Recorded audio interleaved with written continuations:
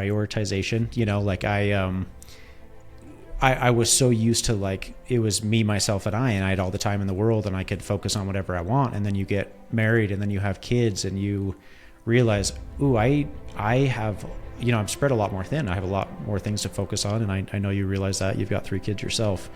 And so it was more about just being very efficient with our time and realizing that like, I have less time, but what's funny is now I would say that I'm way more performant and efficient with that time than I ever was before, because I didn't really value my time. I had as much of it as I wanted. Whereas now I'm like, this is me time. This is when it starts. And this is when the me time stops. And I have to get as much done in between this time as I can, because after that I have to kind of shut it off and focus on my wife and, kids and all that other stuff too. So I think it just comes down to like efficiency and making sure that you're like making every second count.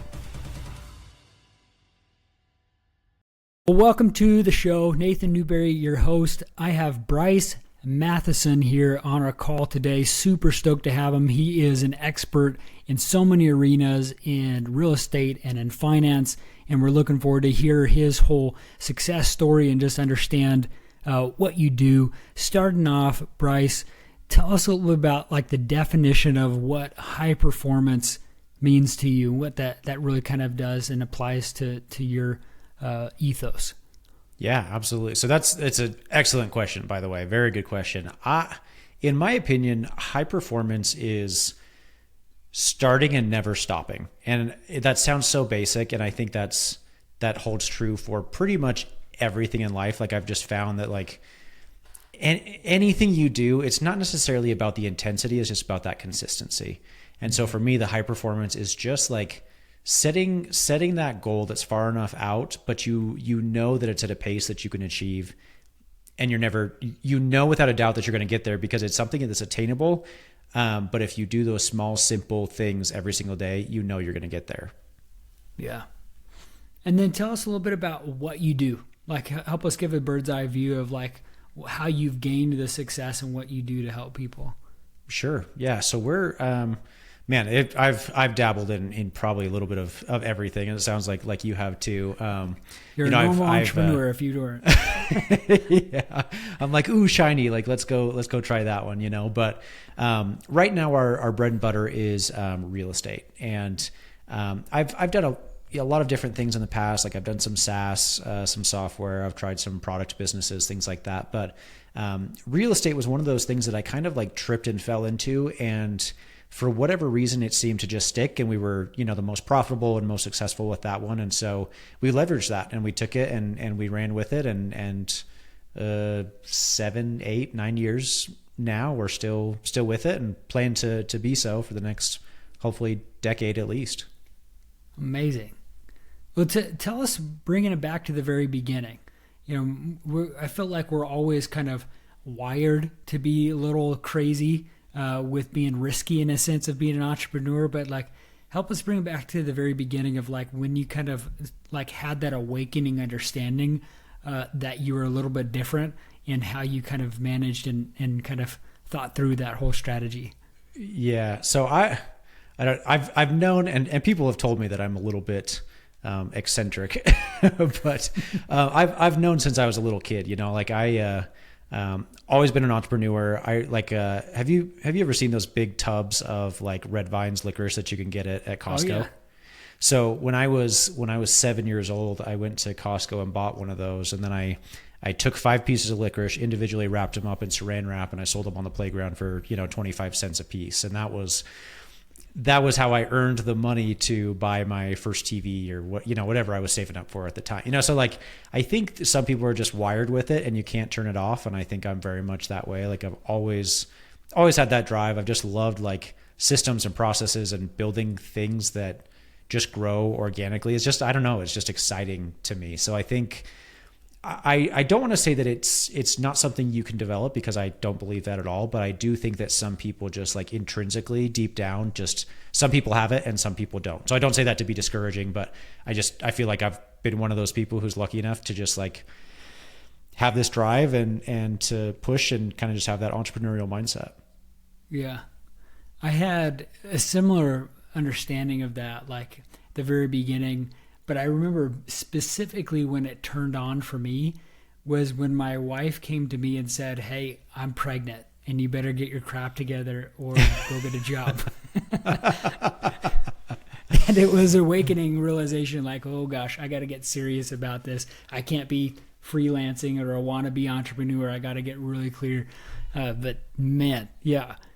And then you dabbled in so many things. Like, what made you really land on real estate, or you kind of found that as kind of like the stride of success with what you've been doing?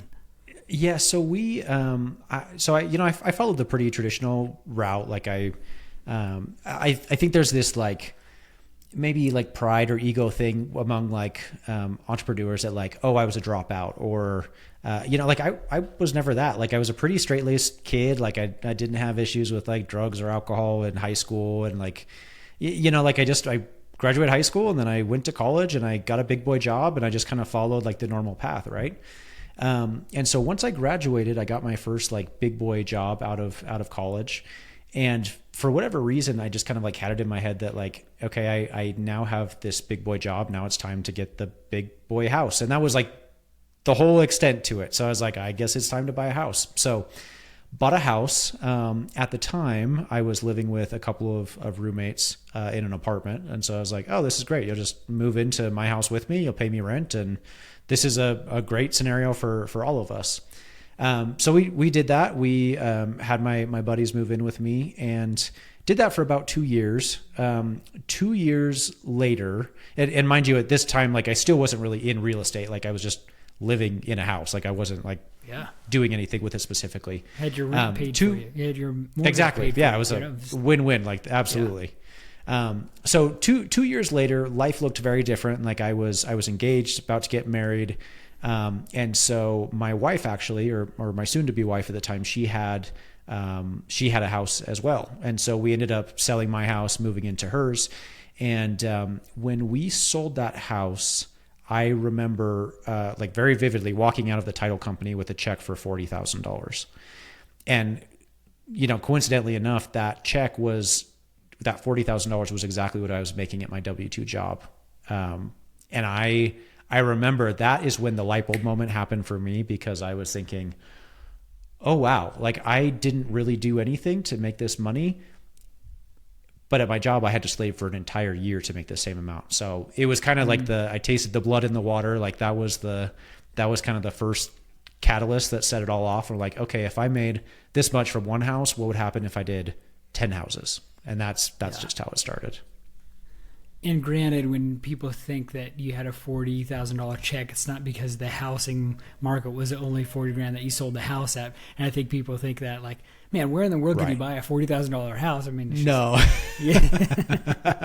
I'll go scoop up a bunch there, Exactly. Yeah. So no, it worked out. It was great. And so that was kind of like the catalyst that just kind of led us into the next one. So we took some of the proceeds. I had some student loans. It wasn't crazy. It was maybe like 15,000 or so.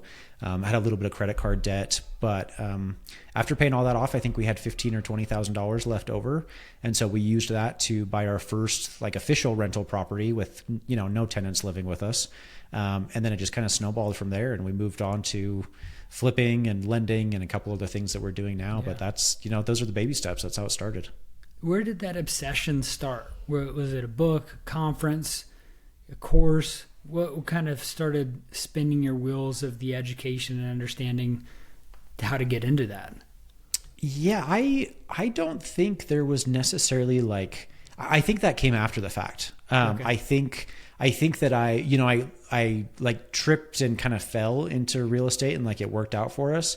And it wasn't until I saw that I was like, oh, okay, now I need to go learn more. And I think that's abnormal. I think a lot of people like kind of have this like, they're all about reading and studying and reading the forums and talking to mentors and do all these things, but they never actually take that leap.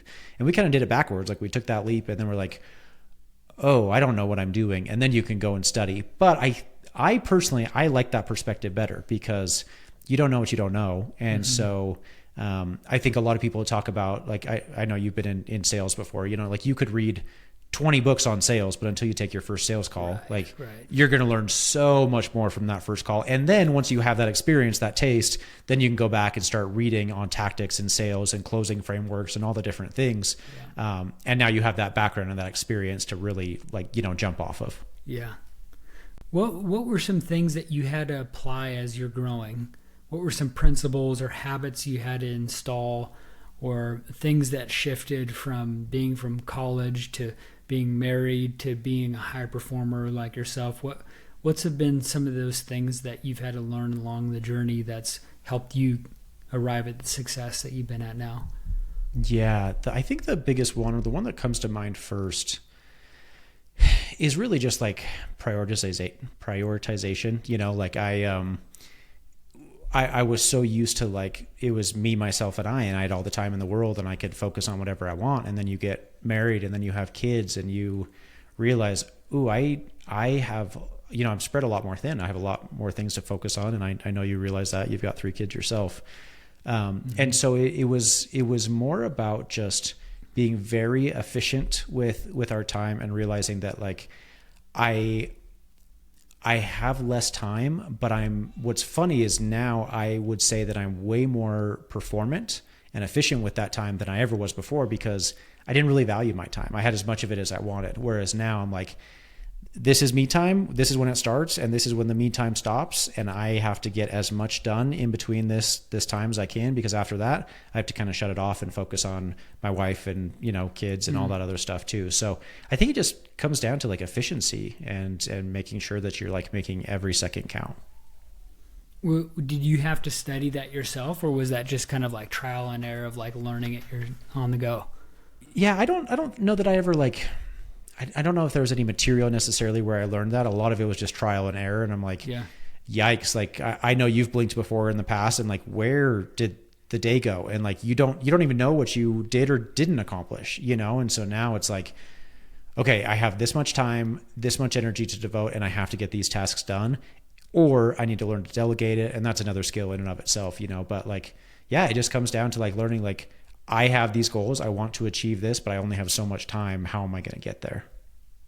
If you had to give an elevator pitch of a presentation of like, in a way of the key things that have made you successful, or that would help you in understanding real estate, like, and you were going to tell someone in a few sentences or a minute or two, what would you say that was the most important thing that you've learned in your skill to get when it comes to real estate? The number one thing that I wish I could go back and tell myself is use other people's money. Okay. Like so here's kind of like the traditional path for most real estate investors. Like, you start to dip your toes in the water. You're like, okay, I'm going to buy a rental property. And then, you know what? You're like, okay, I've got this rental property. It makes $300 a month. Cool. Like it's a good feeling, but at the end of the day, like, $300 really doesn't like dramatically change somebody's life. Maybe it helps cover groceries or whatever, but it's not like, screw you money or anything like that. So, we have learned now that if we were to go back and do it all over again, you can scale and grow so much faster than you could on your own using other people's capital. And in the beginning, it's very scary to do that, because you don't know what you don't know. You're like, how am I going to make sure that I don't lose these people's money? How do I secure that? How do I make sure that we split it equitably? There's a lot of skills that come along with that, but I think that's another point for having a mentor or a coach or somebody who has done it in the past and knows what they're doing and can hold your hand and say, no, we're going to get you there 10 times faster than you could on your own. And that for me has been huge. I wish I could go back and slap myself in the face and say, don't do it this way. That was not the best way to do it. But hindsight is 20/20, of course. Well, that's it. I mean, I could definitely see how that can correlate. That's not an easy thing for people, like going out and having their hat and asking for some relatives for money or something. How Right. would you then apply that and like connect the dots with investors or people that have that extra cash or want to make a good investment that makes it worth their time to do that? Yeah. So so let me back up. When we first got started, we scaled pretty quickly, but it's because like both my wife and I were working. She was a nurse. I was in IT, like we had pretty good jobs. We had some equity in our house. We had some lines of credit. So we had more resources at our fingertips that I think most people starting out have access to. So we scaled very quickly. In that first year, we bought 12 units in the first 12 months. And after that, I think we were making around $2,500 a month net. So like it was pretty decent income, especially for a young married couple with no kids. But then we ran out of money, and we, at one point, kind of sort of like threw our hands in the air. And we're like, all right, well, I guess this is all we can do for now. Like, I guess there's no other way to scale. There's no other way to buy more properties. And this is what I would go back and tell myself and say, like, there is so much money out there that you don't even realize, whether that's in your like first degree network or your second degree network. So people that that they know, like there's so much money. There's so many people that even just have like $50,000 or $100,000 just sitting there on the sidelines that they don't really know what to do with. They're told to scrimp and save and make sure they have this cushion. But beyond that, they're like, I don't really know what to do with this money. So there are people all around you, that if you have a really good deal, like go and find any deal. If you have a deal in your hand, I promise you that the money will follow, because people are hungry for that. They have these funds. They don't know what to do with them. So partner with them, split it 50-50 or 60-40 or 70-30, however you decide to do it. There's money out there. And I wish I had not let that stop me previously. Interesting. Now, who is the main driver for all of this? Was it you or your wife, or you both collectively made it a date night where you guys were reviewing different properties? Like, how did you end up building this relationship with your wife and your business? Because most of the time people can't say that they can do that with your spouse. So give us some ways that you've been able to do that together. Yeah. So funny enough, I think that was actually one of the things that we bonded over initially when we first met. So on our very first hike, I think it was like a 3 or 4 hour hike on our first date. And the whole time we were just talking about mortgages and interest rates and what do you like? Let me back up. You were in Idaho Falls. Where in the world is there a hike? It's flat. So Idaho Falls actually has a lot of like mountain. It's not as flat as you would think. Yeah. There's a lot of like mountain terrain, lots of trails, lots of waterfalls and streams and stuff. So we've got some places to go. But yeah, now we joke that we fell in love at first interest rate, just because like that's what we did, the whole hike. We were just like, we were talking about what do you charge your roommates and what do they pay for and how much do you have left over and what are you going to use that for and how are you going to get more and how are you going to build and all this, so we really bonded over that initially as after we got married and, things kind of grew and changed and kids, like, the roles changed, but the end goal didn't. So we still had this goal towards financial freedom and making sure that we were, set up for life and we could live the life that we wanted.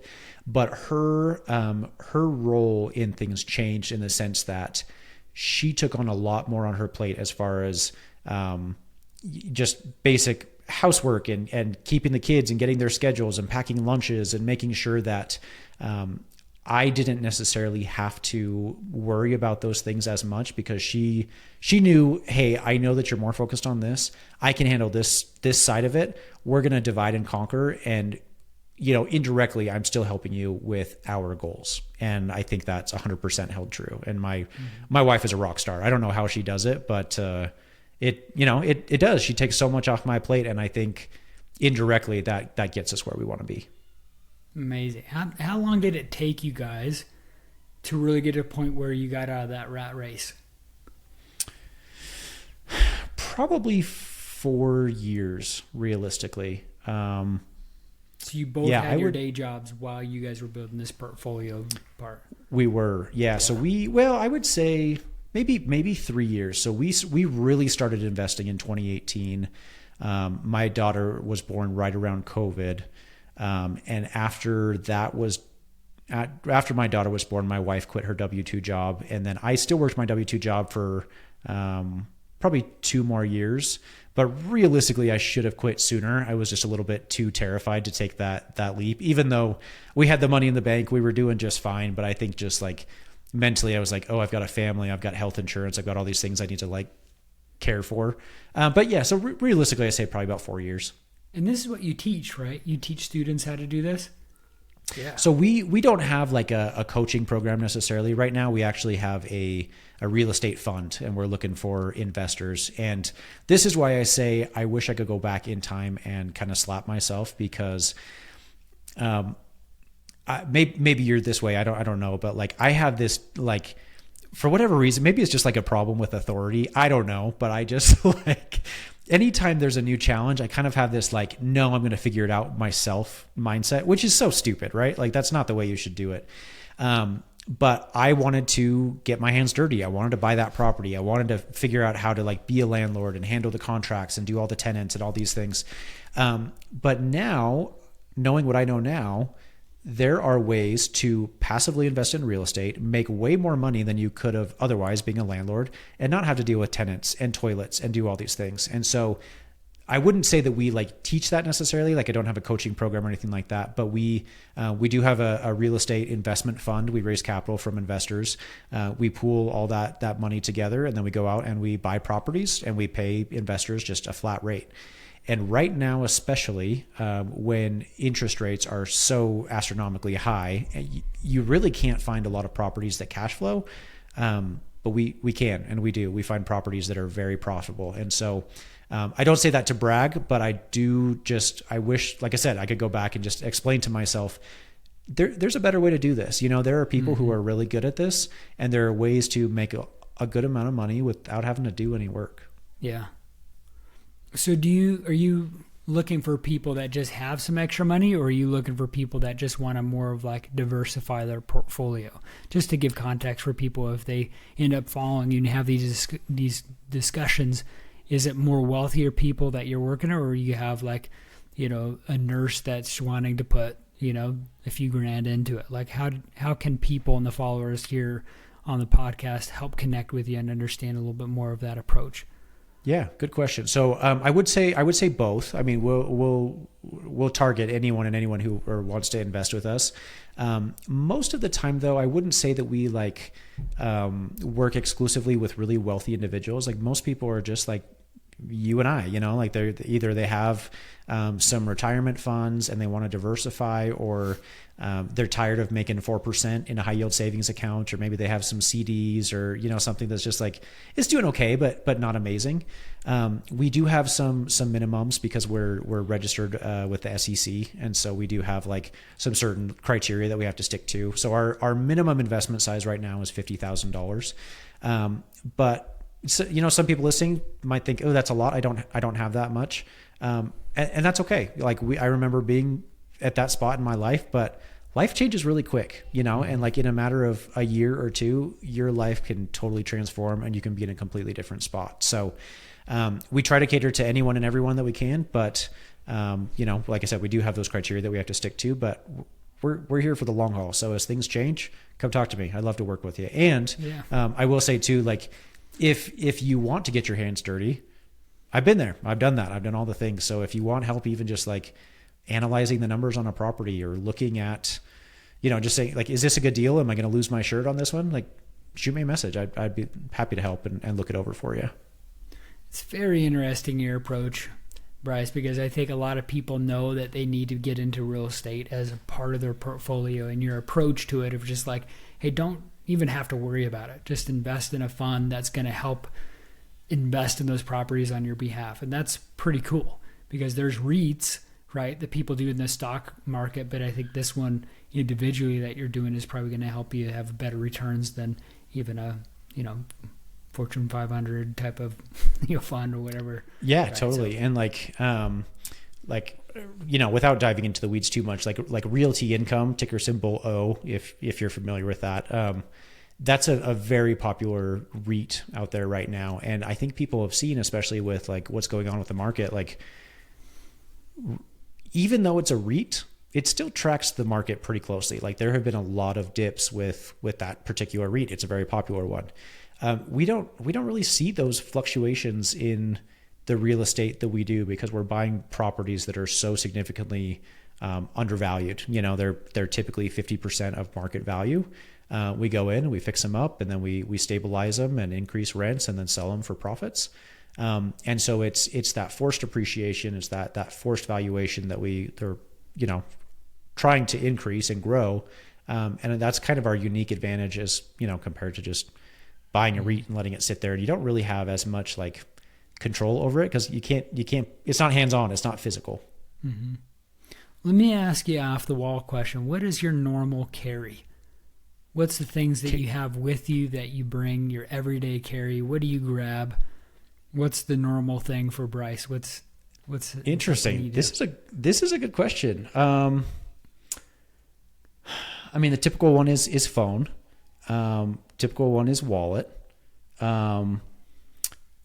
That's pretty much it. I don't think I carry anything else besides that. I even used to carry like car keys, and now like my car keys are just on my phone. It's just on an app. So like, it's just like, that's a good question. I've never thought about that. I probably need to be a little bit more. You're in Idaho. Do you have something strapped with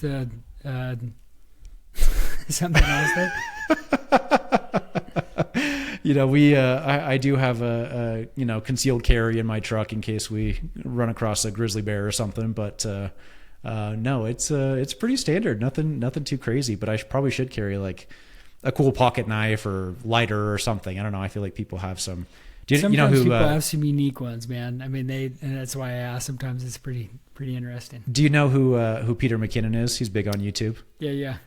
Yeah, so he's like the best example of the everyday carry. He's got the coolest little like trinkets and knives and like all sorts of cool. I'm like, I strive to be like Peter McKinnon because that's so cool. Hashtag goals. Yeah. Right. Cool, man. I appreciate you being on the call with us today and just kind of going over everything. How can people connect with you further? Yeah, probably the easiest way is Instagram. I think that's probably like where I'm most active. Just at Bryce Matheson, just my first and last name, and I'm pretty active on there. So if anybody wants to reach out or DM me or whatever, like I should be able to get back to you pretty easily. I'm on LinkedIn and a couple other platforms, but yeah, that's probably the best way. Fantastic. Well, we'll link those up down below so everybody can connect with you further. Again, Bryce, super stoked to have you on the show. Hopefully a lot of the listeners here have heard a lot about real estate. You can get some more connection with Bryce, more about that. And until next time, we will be able to continue to talk about high performance and getting more and more great people on the show. Great to have you on the show, Bryce. And we'll Thanks for having me. out from here. Sounds good.